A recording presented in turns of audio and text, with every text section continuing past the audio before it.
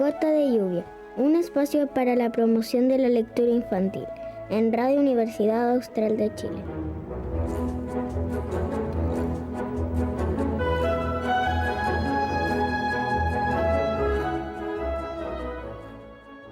Bienvenidos y bienvenidas a una nueva emisión de Gota de Lluvia, este espacio para la promoción y difusión de la lectura y la literatura infantil y juvenil y la cultura también en general. Hoy día tenemos un invitado muy especial que no está estrechamente vinculado a la literatura ni a la lectura infantil y juvenil. Es un precandidato a Core, Héctor Ramírez. Muy bienvenido, gracias por aceptar esta invitación, porque nos parece muy relevante en el ámbito cierto del fomento y la difusión de la cultura poder difundir las voces de quienes aspiran al poder en cualquiera de sus formas y que van a estar de alguna manera mandatados a dirigir y hacer cierto carne las políticas vinculadas a la cultura, al libro, a la lectura, la literatura, etcétera. Así que muy bienvenido, Héctor. Gracias por aceptar esta invitación. Muchas gracias, Cecilia, por la invitación. Claro, como tú dices, yo creo que cualquier persona que aspire a algún puesto de representación popular debe tener como eje programático la cultura, debe hacer todo lo posible, en verdad, por poder recuperar espacios, ya sea en lectura, espacios comunitarios, e ir avanzando también en los programas de gobierno que están relacionados con la lectura. Uh-huh. Bueno, bien, si bien tú no estás vinculado a la literatura y a la lectura particularmente, pero sí tienes un vínculo con la cultura a través de una plataforma que tú generaste hace un tiempo ya, Sí. Que de alguna manera busca visibilizar y mover la cultura territorial, ¿no? Exacto, sí. Estamos hablando de Panoramas Valdivia. Panorama Valdivia es una iniciativa que se me ocurrió hace cerca de 3 años, donde básicamente dije, bueno, hay mucho emprendimiento en Valdivia, hay mucha gestión cultural, hay muchos programas también autofinanciados o autogestionados, y que a veces no tienen la visibilidad que deberían tener. Y dije, bueno, hagamos una plataforma que pueda funcionar de difusión, una plataforma que aspire a ser masiva, donde estén concentrados todos los eventos que pasan en Valdivia, que sea un aporte a la cultura local y que también sea más fácil para las comunidades. O sea, entrar a una página donde esté toda la información, que esté ordenada, en las historias destacadas están los eventos de todos los fines de semana, para que la gente pueda acceder y participar en todo lo que se hace acá en Valdivia, que es mucho. Uh-huh. Sí, es una región particularmente productiva y activa en términos culturales. ¿Y cuál es el impacto que tiene una plataforma virtual? Que hay muchísimas, pero ¿cuál es el impacto que tiene Panoramas Valdivia hoy en día? Sí, hay muchas, pero a veces no se le da la difusión necesaria a cada una por separado. Y como base es la comunidad. Panoramas Valdivia es una comunidad donde diferentes emprendedores, donde diferentes centros culturales nos envían la información, la vamos publicando y pensamos que en estos 3 años ha tenido un crecimiento orgánico que ya sobrepasa los 19.000 seguidores. Wow. Es la plataforma más visitada a nivel regional que tiene que ver con difusión cultural, llegando a más de 50.000 personas mensuales. Incluso algunos meses hemos llegado a 70.000 personas dentro de principalmente el 70% del público es Valdivia, pero también en otras comunas, principalmente Panguipulli, Mariquina, Payaco, también ven harto la cuenta. Entonces, cuando tenemos una plataforma que es capaz de llegar a sobre 50.000 personas y que es una plataforma gratuita, o sea, no se cobra por publicar en Panoramas Valdivia, los emprendimientos me pueden etiquetar, lo comparto, ya sea en su historia, en sus posts, o me pueden agregar como colaborador y voy compartiendo todo. Uh-huh. Tratando de estar ordenado con las fechas, no publicar eventos que sean muy lejanos, porque a veces se van perdiendo dentro de las publicaciones, pero yo creo que ha tenido un impacto importante. Me ha permitido conocer a mucha gente, saber cuáles son las problemáticas también en temas que están relacionados con la cultura, con los barrios. Y ha sido muy interesante, ha sido un lindo trabajo que he hecho ahí en Panoramas Valdivia. Me han ido apoyando a veces esporádicamente algunas personas, ya sea con difusión o personas que a veces me apoyan en la red social, pero yo creo que ha sido una muy buena plataforma. Aspiramos a que sea mucho más masiva. Ya estamos cerca de llegar a 20.000 seguidores y ahí ya también tenemos pensado participar en eventos, como gestionar algunos eventos nosotros dentro de Panoramas Valdivia. Ser gestores. Con algunos amigos que van a apoyar también. Uh-huh. Y más allá, ¿cierto?, de visibilizar como las distintas iniciativas que existen en el territorio local, ¿cierto?, en la región o en Valdivia, ¿qué te mueve, qué te impulsa a generar una plataforma de visibilización de estas iniciativas o de estos eventos, de estas actividades? Ya, creo que uno debe siempre disfrutar a concho los lugares que uno habita. ¿Tú no eres de Valdivia? No, yo no soy de Valdivia. Yo soy de Santiago originalmente. Ahora me fui a Santiago ya hace cerca de 10 años. Ujú. Y bueno, creo que cada lugar que uno habita debe ser aprovechado al máximo. Entonces yo, si bien no soy de Valdivia originalmente, siempre he venido a Valdivia. Tengo familia en Corral, tenía familia en Valdivia que después se fue, pero cuando venía siempre me acuerdo que iba y veía los panoramas que estaban pegados en el terminal de buses, en la oficina de difusión turística, y ese era mi centro de información, como que yo iba y decía, Esa era tu plataforma. claro, esa es mi plataforma, era mi panorama Valdivia, o sea, iba y leía, hay un concierto en tal lugar, hay una feria, en tal centro cultural se está haciendo esto, y yo iba, y trataba de ir a todas partes. Y cuando me vine a vivir acá también, dije, ya, bueno, voy a disfrutar, seguir disfrutando a concho la ciudad que amo. Creo que siempre tenía un vínculo muy cercano con Valdivia. Y me di cuenta que si no seguía por ejemplo, a locales específicos o a centros culturales específicos que a veces tenían poquita difusión, no me enteraba de las cosas que pasaban. Mm. Y bueno, dentro a veces, no sé, un centro cultural tenía, no sé, 1000 seguidores, otro centro tenía 500, un emprendimiento tenía 200 seguidores. Entonces, claro, hacían la publicación, pero ¿a cuánta gente llegaba esa publicación? Entonces dije, bueno, lo empecé a subir a mi historia de mi Instagram personal. Y una amiga me dijo, oye, cada vez que quiero saber un evento veo tu historia. Y dije, ya, pero a veces mi historia eran puros puntitos de tantos eventos que subía. Entonces dije, no, voy a Claro. hacer algo específico que pueda agrupar todos los eventos que pasan y todo el movimiento cultural que también hay en Valdivia. Y dije, y ahí nace Panorama Valdivia hace un tiempo atrás. No, muy bien. ¿Y cómo se proyecta esta plataforma? Porque me contabas fuera de micrófono Sí, que tiene una, que es como la casa matriz, pero tiene otras que emulan más o claro. menos el trabajo que Sí, se sí. De realiza, ¿no? hecho, bueno, como te decía, Panorama Valdivia empezó hace 3 años aproximadamente. Luego me contactaron personas de San José de la Mariquina y personas de Panguipulli, y ahí con unos amigos nació Soy Panguipulli, que también se está replicando lo mismo. Y Soy Mariquina. Entonces son como sucursales de Panorama Valdivia, están haciendo lo mismo en Mariquina y Panguipulli. Y también se comparten eventos de Lanco, entonces principalmente esa zona. De hecho en Panguipulli también pasan muchas cosas. Creo que a Soy Panguipulli le falta todavía, está recién empezando, le falta poder llegar a más personas, pero estamos en eso. La idea es que cada lugar, cada territorio que habitemos sea disfrutado al máximo. Claro, y difundir también, difundir la cultura. Claro, cuando hablamos de eventos, principalmente son eventos culturales. Mm. Son eventos culturales, tienen que ver, difundimos mucha música, música en vivo, difundimos muchos conciertos que pasan en diferentes lados, difundimos las obras de teatro. Le damos principal importancia cuando se hacen presentaciones de libros, a cuando hay ferias también del libro. Entonces, estamos siempre difundiendo eventos culturales a través de las plataformas. Ujú. Bueno, eso en tu rol de Héctor Ramírez, pero ahora estás, Claro.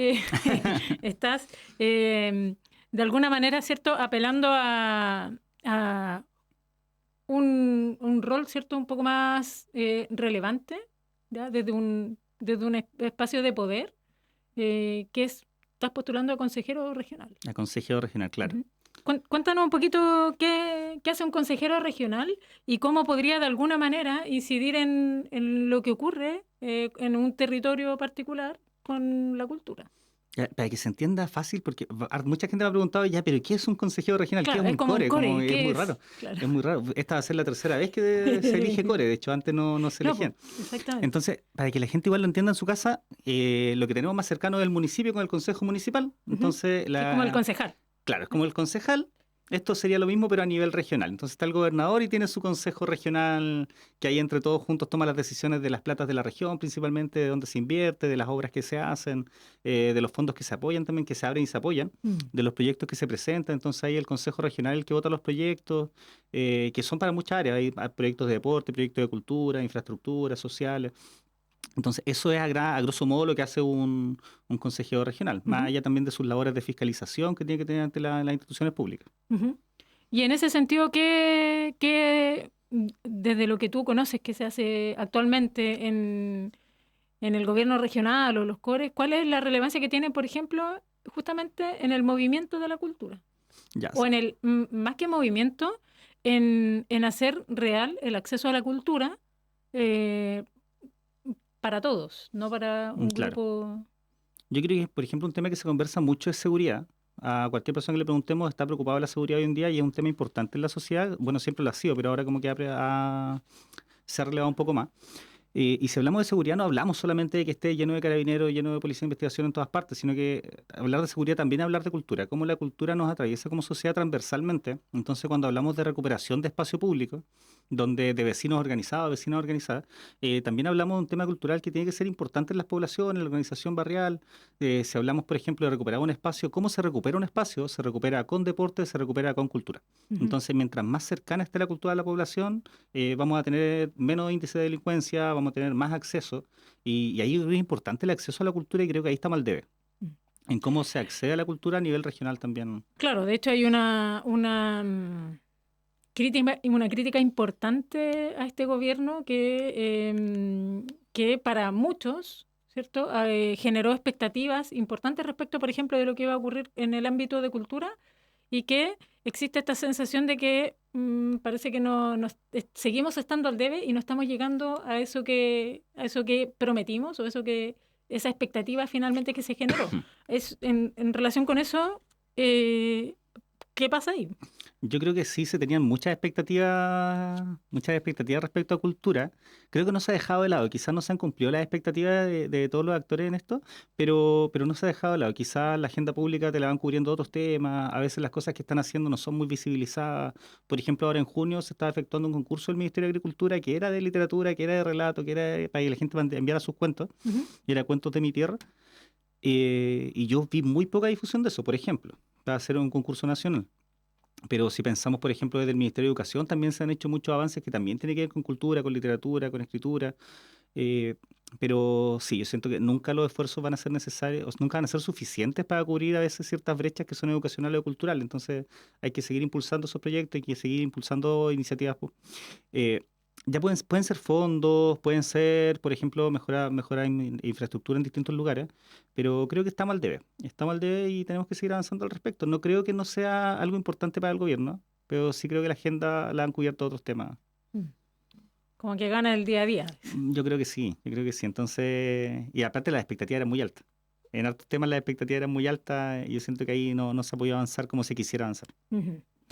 Ya, eso es cierto respecto del gobierno central, ¿cierto? De Claro. lo que gobierno al que también tú o que es afín a tu militancia. Sí, o sea, este es mi gobierno. Yo siempre digo yo lo reconozco como el gobierno de Gabriel Boric es mi gobierno.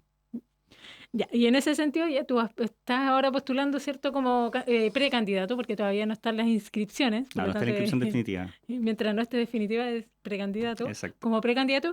Y desde esa perspectiva, ¿cuál es tu diagnóstico más allá de lo que se genera en la región o de lo que se genera en Valdivia en función de la cultura? ¿Cuál es tu diagnóstico respecto de las necesidades, por ejemplo, que urgentes en el ámbito de cultura? Por ejemplo, pensando en infraestructura, pensando en justamente los agentes que mueven la cultura en esta región.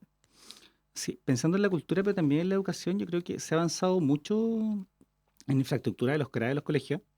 Se ha hecho una inversión importante, lo decía la alcaldesa en su cuenta pública y algunos concejales también, se ha hecho una inversión importante, al menos a nivel local, en infraestructura de los establecimientos. Recordemos que depende principalmente del municipio hasta ahora, luego va a pasar a los servicios locales de educación. Ujú. Eh, Creo que dentro de lo que ha hecho el Ministerio importante en el plan de reactivación educativa, eh, es tener un apartado que es específicamente para lectura. Si volvemos como también al eje del programa, Ujú. la lectura ha sido un punto importante dentro de la reactivación educativa del Ministerio de Educación. O Sí, sea, igual pero creo que ahí, falta, como que sí, sí es porque esa sensación cuando hablo con los profes de los colegios, como que falta todavía. claro, por ejemplo, pasa mucho que entiendo que en las bibliotecas escolares la posibilidad de renovar Ujú. libros, de comprar libros finalmente, pasa por recursos que se le otorgan a la escuela y que están de alguna manera determinados por la cantidad de estudiantes. Es Exacto. un valor por estudiante y Sí, es un valor que realmente es irrisorio, por usar sí, un sí. término. Es un valor que de verdad no, lo que se asigna por niño para la compra de libros dentro de las bibliotecas es bajísimo, Es muy bajo, es es muy bajísimo. bajo. Entonces tenemos Ujú. escuelas públicas que además la educación pública está muy subvalorada, Está muy prejuiciada, muy prejuiciada también. Entonces tenemos escuelas públicas que tienen muy baja matrícula y que probablemente la posibilidad de renovar libros o de actualizar las bibliotecas es nula. Sí, de hecho, estuve hablando en la mañana con Paula de la Escuela de los Molinos y me decía lo mismo, como que faltan muchos libros, falta acceder a muchos más libros. Muchas veces las bibliotecas de distintos colegios tienen más libros o van renovando por diferentes proyectos, diferentes programas. Eh, Me acuerdo ahí cuando compartimos en la San Sebastián en Pedagogía Básica, cuando se renovó la biblioteca en Mafil, ¿te acuerdas? Sí. Ah, claro, Ese fue un muy ese buen fue un proyecto. proyecto financiado por Exacto. el gobierno regional, que claro, ahí fue lo que se hizo fue crear una biblioteca Sí. en la escuela de Reumen. Sí, la Roberto Ojeda. Eso fue en Rumen, en la escuela, pero y Reumen. quedó maravillosa. Me acuerdo que Sí, quedó maravillosa. bonito proyecto ese. Sí. Entonces, bueno, dentro del quehacer del gobierno regional también están los fondos para apoyar diferentes iniciativas que tienen que ver con cultura, que tienen que ver con lectura, con creación de libros. Creo que asistió a varios lanzamientos de libros que son en base a financiamiento, ya sea principalmente regional, de literatura infantil. De hecho, bueno, en la tarde en la biblioteca se presentó un libro. Anoté el nombre porque se me iba, era un poco largo. Era Gina la gallina que tiritaba como la gelatina, Claro. que se presentó a las 4. Claro, sí, ahí en ese sentido la biblioteca se ha ido abriendo y tiene, yo creo que ya casi todos los días una agenda súper completa con actividades muy variadas para distintos públicos. En general es una biblioteca que yo creo que tiene una amplia parrilla de eventos culturales, pero tenemos un problema que tiene que ver con el acceso. Ujú. ¿Ya? Que es un problema que ya hemos conversado en otros programas con otros agentes, ¿no? Pero el tema del acceso a la cultura y justamente pensando en la biblioteca, que es un lugar que no es tan accesible ni está al paso de la mayor parte de la gente. Entonces, ¿qué pasa ahí? Porque tú mencionas, ¿cierto?, la infraestructura escolar.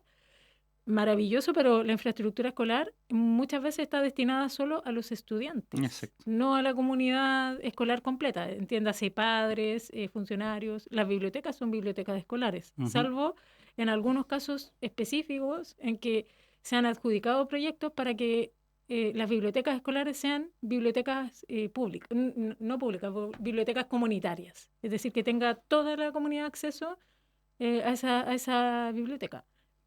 Si bien, ¿cierto? Desde el municipio, ¿cierto? Se acoge, ¿cierto? A lo mejor estas demandas y se hacen carne en los establecimientos escolares, pero ¿qué pasa con el resto de la comunidad? Sí, bueno, en base a eso también es importante la organización comunitaria. O sea, si vamos a acercar la cultura, hay que acercarla transversalmente y ahí la organización de los vecinos y vecinas es súper importante.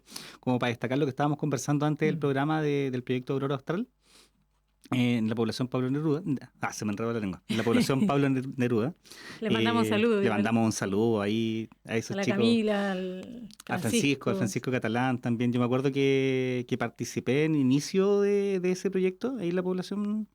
Y bueno, se pudo levantar un periodo popular. Ahí me acuerdo que participamos y colaboré con Francisco. Y bueno, yo después me retiré, ellos siguieron con el proyecto y hoy en día, si lo vemos, es un foco importante dentro de la población. Los vecinos están haciendo actividades de literatura con los vecinos, Mm. el mates y libros que conversábamos que se está La haciendo, biblioteca, que por fin la biblioteca, el se preuniversitario. inauguró. Entonces, es importante que esos espacios existan, ojalá en todas las villas, en todas las poblaciones de la región entera. ¿Sí? Es una forma de acercar la cultura a los vecinos. Se han hecho conciertos también ahí en la Junta de Vecinos. Entonces, creo que eso es súper valorable. Ujú. Sí, claro, pero ahí también tenemos el tema de la participación o cómo se mueve finalmente la participación activa de las comunidades dentro de los propios territorios. Claro. Entonces, bueno, dentro de esta organización comunitaria, el problema siempre es como, ya, pero ¿cómo lo financiamos? Porque a veces está la mejor intención de hacer Sí. algo, ya, pero ¿y qué hacemos? ¿Cómo mantenemos este proyecto? No, a veces a puro voluntariado los proyectos duran poco, o a veces es mucho más difícil mantenerlos en el tiempo. Y para eso también están los fondos del gobierno regional. Lo que hicieron ahí los chiquillos de la Pablo fue hacer una corporación, Aurora Austral, una corporación, y con eso ya van a poder postular a fondos, van a poder tener recursos. Pero creo que las iniciativas deberían ser más grandes también. Como que los financiamientos deberían ser más grandes, la cultura debería estar al acceso de todos y no vamos a estar esperando, por ejemplo, a que mágicamente la gente vaya a un evento cultural, sino que hay que llevar los eventos culturales a las poblaciones. En ese sentido, la organización comunitaria es importante, la capacitación también que tengan estas organizaciones para poder llevar eventos, para poder gestionar fondos, para poder postular a fondos principalmente es de vital importancia. Y yo creo que en ese sentido puedo ser un aporte dentro del gobierno regional, pensando en mi rol de profesor. Creo que la gente principalmente me conoce por la docencia que sea en colegio, en universidades o por Panorama Valdivia. Y una de las cosas que también estamos haciendo en Panorama Valdivia es capacitar a ciertos emprendedores o capacitar a ciertas organizaciones para que puedan acceder a proyectos, para que puedan estar vinculados con las redes también institucionales que los pueden apoyar. Mm. Eso es parte del trabajo que realizan. Lo estamos empezando a realizar ahora, sí. Ya, eso es súper Ya interesante. como ya estamos llegando a tanta gente, y a veces vemos emprendimientos que ya sean sus redes sociales, no son muy profesionales o son de solo voluntad. Entonces, para profesionalizar un poco cómo se comunican, cómo comparten la información, cómo presentan sus productos, entonces ahí estamos haciendo eso también. Ujú. Y bien, y más allá, ¿cierto? Como de esta aspiración finalmente que el trabajo comunitario o más bien la gente se organice en función eh, de levantar sus propias comunidades, sus propios territorios. Em, lo que ocurre hoy día en la región respecto del acercamiento de la cultura por parte de los agentes estatales que detentan el poder, que tienen el mandato de acercar de acercar la cultura, de justamente acercarle el acceso a la cultura. Ya, y acá yo creo que hay un problema gigante, ¿eh? Y acá quizás después me pueden retar algunas autoridades, pero al igual que la lectura, como conversábamos antes del programa, la lectura no se impone, la lectura se contagia. Si no estamos en una casa donde exista lectura, difícilmente podemos motivar a ese niño a que lea, a esa niña que lea. Yo creo que con los panoramas culturales y con todos los eventos pasa lo mismo. O sea, no podemos imponerle a alguien ir a escuchar, por ejemplo, un concierto de la orquesta de cámara si es que nosotros no vamos también. Claro. Y yo participo en muchos eventos, creo que semana a semana voy a distintos eventos. Y ahí un llamado, un tirón de oreja a todas las autoridades. Es importante que también las autoridades vayan y participen, no solamente en el evento grande, en el que tiene más fotografías, sino que en todos los eventos. Eh, no es para la foto solamente. No tenemos que ir y participar solo, oye, estuve acá, sino que ir a involucrarse en lo que está pasando, involucrarse en la organización, ser agente activo en la sociedad, no tan solo de su rol de autoridad tomando decisiones, sino que estar con la comunidad, acompañarla y participar en los eventos. Mm. Claro, eso es súper importante y algo que se visibiliza por lo menos a través de tus redes. Claro. Es justamente un rescate como que haces constantemente del territorio de los barrios bajos, del territorio finalmente que tú habitas, Ujú. a través de distintas manifestaciones culturales. Sí, de hecho, pasan muchas cosas interesantes en Valdivia, en la región también en general, pero principalmente en Valdivia, que es donde vivo y donde estoy siempre. Por ejemplo, el carnaval que comentaba, el carnaval Sí, invernal de Barrios el Bajos, de la semana. claro que lo organizó la ex fábrica, ahí en colaboración con otra gente, pero estuvo maravilloso, estuvo muy, muy bueno. Después terminó en un bingo, terminó y estuvimos en un bingo también, estuvo muy entretenido, pero así pasan muchas cosas. En el Centro Cultural Artilugio, pasan cosas Ex también en la fábrica biblioteca. también, que son lugares Sí, po, que se han levantado finalmente a pulso y voluntad de agentes que no están vinculados necesariamente exacto. Yo creo que a- el mundo de la autogestión acá en Valdivia se mueve muy fuerte. Mm. Hay demasiadas cosas autogestionadas y también por eso nace Panorama Valdivia para poder ayudar a difundir. Ujú. Oye, tú tienes igual un vínculo con la lectura importante. Sí, Eh, yo debo confesar que yo conocí a Héctor hace muchos años atrás, éramos colegas de por ahí, y siempre había claro, era raro porque era el profesor de matemática que lee. y eso es muy extraño, ¿no? Sí, parece que es muy extraño porque era el profesor de matemática que lee, que comenta libros con los estudiantes. Cuéntame un poquito sobre tu vinculación con la literatura en particular. Ya. Bueno, creo que es un amor que nace desde muy pequeño, pero también porque si bien vengo de una casa muy humilde, una familia muy humilde, pero para mi papá y mi mamá era muy importante también la lectura. Entonces, creo que en la casa siempre había libros. A veces libros que pillábamos en la feria, en no muy buen estado, o cuentos cortitos, pero habían libros. Entonces era algo muy normal que estuviéramos leyendo. Entonces me leían muchos libros, después yo seguí leyendo y si bien me dediqué a la matemática, pero me dediqué a la matemática principalmente porque me gustaba, se me hacía fácil, pero no porque no me gustaran otros temas. O sea, me gustaba mucho historia, me gustaba filosofía, me gustaba la literatura, me gustaba mucho leer. Y al final creo que nunca lo abandoné. De hecho, por ejemplo, en las redes sociales, en mi red personal también, yo digo, eso partió leyendo. O sea, yo subía Sí, pequeños extractos de libros, de poemas, de cuentos. Y cuando la gente dice, pero tú eres profesor de matemática, ¿qué haces leyendo? Claro, como si uno no pudiera. claro, está A prohibido. veces un poco extraño, pero claro, como si uno solo tuviera que saber matemática. Claro. Y no, pues, entonces me gusta y creo que, bueno, ahora soy papá, como ya lo conversamos. Soy papá y creo que ha sido una nueva oportunidad de reencantarme con la lectura infantil principalmente. Mm. Entonces ahí con Teito estamos siempre leyendo también. Es muy común que vamos a buscar libros. A la biblioteca. Hemos ido a la biblioteca, también vamos a las distintas librerías a ver qué hay. A veces vamos a hojear nomás, como a veces los libros son un poco caros, vamos a hojear. Pero ahí estamos, siempre moviéndonos con libros, o a veces consiguiendo, haciendo trueque de libros con amigos. Ah. Entonces esa es una buena forma de incentivar la lectura. Claro, además que hoy día hay tanta literatura infantil en distintos formatos, distintos géneros, Sí, como hay un acceso en ese sentido mucho más amplio a la literatura infantil y distintos formatos que acercan a distintos públicos infantiles a la literatura. sí, es importante. Bueno, lo que decíamos, la lectura no se impone. No podemos obligar a alguien cuando le decimos a un niño, una niña, a un adolescente, oye, anda a leer, léete este libro, o te obligamos a hacerlo. Esa no es la forma de promover la lectura. Así a la gente no le gusta leer. Ujú. Cuando están obligados no generan gusto por la lectura. Para generar el gusto por la lectura hay que leer. Ya hay que estar constantemente leyendo. Hay montones de libros, una variedad tremenda de libros que son muy interesantes. Y hay que darle la oportunidad también a salir un poco de la pantalla y a estar leyendo. Aparte que son increíbles los beneficios que pueden generar los niños y niñas. Entonces hay que hacerlo. Sí, hay dos cosas. También invitar entonces a las autoridades públicas a que vayan a la biblioteca pública, ¿cierto? A hacerse usuario y pedir y solicitar libros, ¿no? Por Así supuesto. como, Y ojalá que lo visibilicen así. Aquí claro, estamos y que claro, que estamos en la... no sea solo esa vez, sino que participen activamente en todas las actividades literarias que hay. Claro, está la biblioteca pública, está el Casero del Libro también, que es como una sucursal pequeñita de la biblioteca que está acá más cercana al centro. Y, ¿por qué no?, a las bibliotecas comunitarias y populares, como la biblioteca Ujú.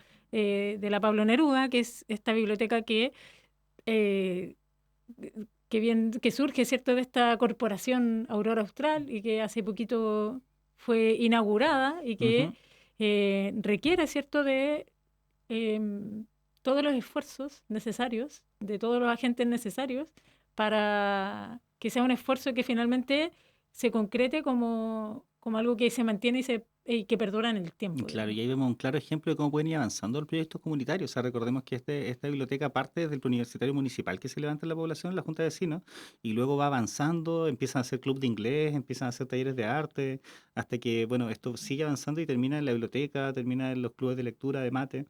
Entonces, si van avanzando los proyectos comunitarios, son cada vez más grandes, abarcan a mayor cantidad de población y la gente tiene un acceso ahí directo la esquina de su casa con Mm. respecto a libros, a cultura. Ujú. Sí.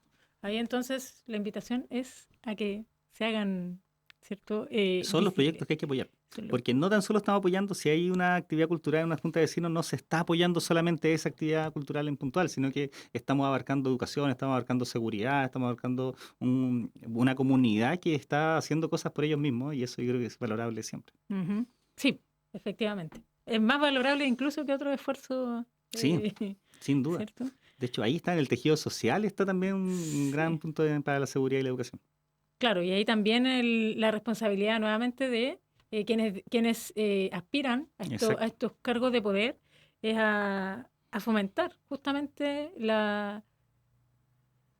el desarrollo de este tejido social, ¿no? Que ha costado tanto, yo creo, reconstruir Reconstruir, exacto. en nuestro país. Y no veo, sinceramente, no por tener una frase como más especial, pero de verdad que yo no veo otra motivación en el ejercicio de la política que no sea el bien común. O sea, y yo esperaría que toda la gente que se involucra en política Claro, tuviese esto como objetivo. O sea, esa es la pregunta. esa es la pregunta, porque Será a veces nos damos cuenta que hay ciertos casos que no, po. Hay varios casos que no. Pero no veo otra motivación que no sea el bien común para el ejercicio de la política. Ujú. Como que tenemos que abarcar el bien común, tenemos que estar mejor como sociedad, tenemos que reconstruir este tejido social que, como tú dices, está desmembrado hace muchos años. Mm. Pero es el camino, es el camino. Y la utopía sirve para avanzar, para caminar. Muy bien, compañero. Héctor, ya vamos llegando al tiempo. Recomiéndanos alguna lectura. A ver, vamos a recomendar primero para niños y niñas, 2 libros que a Teo le encantaban, Ujú. que son El barrio Olivia, que le fascina, y también Notas para vivir en el planeta Tierra. De Oliver, no Ah, es de es con Jeffers, F, con F. no es Jeffers, Jeffers, no, de Jeffers, sí. Oliver Jeffers, Sí, Oliver sí, Jeffers, que también le encantaba. es hermosísimo, sí. Y tú después de antes me preguntaste sobre literatura juvenil. ¿Sí? Oh, yo creo que ahí recomiendo un clásico que creo que me voló la cabeza cuando estaba en educación media, principalmente en los primeros años, que era Crónicas Marcianas. Ya. Bueno, y después me hice un fan de Bradbury así tremendamente. Es como que pega mucho, ¿no? Es que es muy bueno. Sí. Es muy bueno cómo te interpela también, cómo te habla de colonialismo, de una invasión, pero también de cómo nos movemos culturalmente y todo esto en Marte, entonces, pero es muy terrestre también. Ya. Son toda la historia de la Tierra, pero está pasando en otro lado. Cuando llegamos a un lugar, cuando llegan a colonizar un cerro, ese cerro ya tiene nombre, como dice en el Claro. libro. Ya estaba habitado, ya tiene nombre de antemano. Ya. Lo venimos a conquistar, entonces. Claro. Creo que me voló la cabeza Bradbury ahí cuando era más joven. ¿Y hoy día qué lees? Hoy estoy leyendo ahora Mala Lengua. ¿Ya? Mala Lengua, que es un libro que habla de la vida de Pablo de Roca. O sea, ahí estoy muy metido. No, yo fanático de Pablo de Roca, así que ahí estamos leyendo Muy bien. una vida dura, compleja, con altos y bajos, pero muy interesante. Y muy... de Roca era muy... se me fue la palabra, pero Apasionado, como contestatario. apasionado, sí, apasionado, Sí. iba de frente. Sí, no, grande Pablo de Roca. Si alguien no ha leído nada de Pablo de Roca, le recomiendo ahí leer los libros de Pablo de Roca. Su pelea eterna con Neruda. Bueno, la colaboración ahí con Huidobro, Sí. alto y bajo con Huidobro. Muy bien. Estamos ya en nuestra hora. Hay que hacer un juramento, Héctor. ¿Ya? Y aquí el juramento obviamente va a Juremos. estar en función de que, en el entendido de que tú llegues al cargo que aspiras, hagas todo lo posible e imposible por hacer cada vez más posible el acceso a la cultura de la población en general, pero sobre todo con énfasis en los niños y los jóvenes. Escucha con atención. Lo escucho. Gotas de lluvia de José Emilio Pacheco. Una gota de lluvia temblaba en la enredadera. Toda la noche estaba en esa humedad sombría que de repente iluminó la luna. Héctor Ramírez, juras hacer lo posible porque desde el lugar que te competa y que te corresponda, harás lo posible e imposible por hacer de la lectura y la cultura en general una realidad para los niños, niñas y jóvenes de nuestra región. Lo juro de todo corazón. Independiente, de hecho, si ocupo un puesto de poder o no, vamos a seguir trabajando por la cultura, vamos a seguir trabajando por la educación y por la comunidad. Me parece, y si llega a ocupar ese cargo, lo tendremos acá nuevamente para Por fiscalizar. Encantado. Héctor, agradecerte el haber aceptado esta invitación, invitar, ¿cierto?, a todos quienes están, ¿cierto?, aspirando a ocupar estos espacios de poder, a que estén ahí atentos porque los vamos a estar llamando porque nos interesa, sobre todo, poner sus voces para que la gente pueda decidir informada. Por supuesto. Y que pueda escuchar sus voces también respecto de lo que piensan y lo que los mueve en términos de cultura y literatura. Bueno, muchas gracias por la invitación y sí, pues es importante que estos compromisos sean transversales, independiente de las ideas que defendamos, independiente del color político, que sea la cultura, la educación y el bien común un compromiso transversal para todos los actores políticos. Muchas gracias y nos vemos en un próximo Gota de Lluvia. Chau, chau. Chao, chao. Hemos presentado Gota de Lluvia, un espacio para la promoción de la lectura infantil en Radio Universidad Austral de Chile.